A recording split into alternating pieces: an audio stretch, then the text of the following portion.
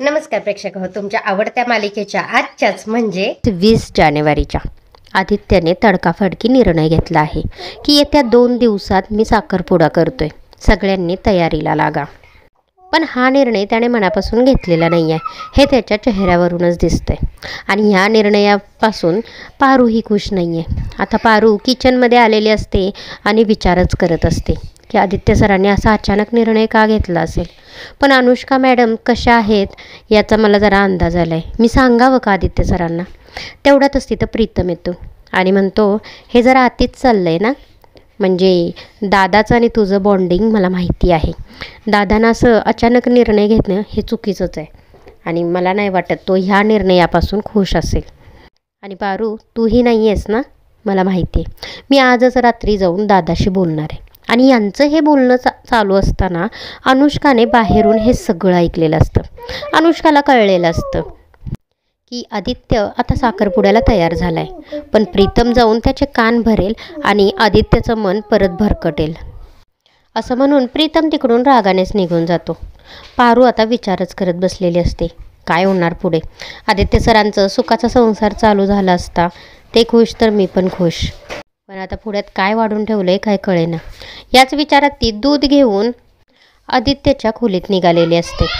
जाता जाताच तिच्या मनात विचार येतो, आदित्य सरांनी तर साखरपुड्याची पुढल्याच आठवड्यात तारीख काढल्या, पण मला जे अनुष्का मॅडमबद्दल कळले ते मी सांगू का त्यांना? खरं असेल का? नेमकं काय असेल त्या अनुष्का मॅडमबद्दल? मलाच काय नेमकं कळणं झाले. आदित्य सरांशी या विषयावर बोलू का? अशा विचारातच पारू निघालेली असते.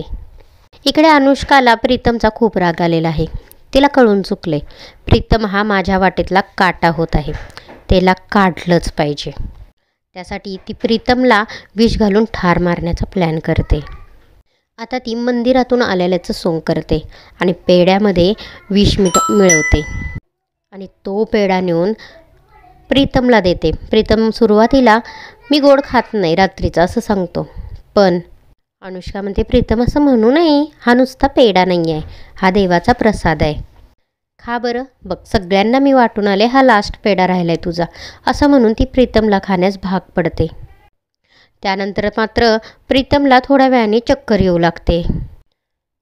ह्याच्या नादातच प्रिया प्रीतमला वाचवण्यासाठी जाते आणि ती डोक्यावर पडते. प्रियाच्याही डोक्याला दुखापत झालेली असते, पण प्रीतम थोड्याच वेळाने नॉर्मल झालेला दाखवला आहे. प्रीतम रूममध्ये आराम करत असताना प्रिया, अहिल्या आणि काका हॉलमध्ये बोलत बसलेले असतात, चर्चा करत असतात.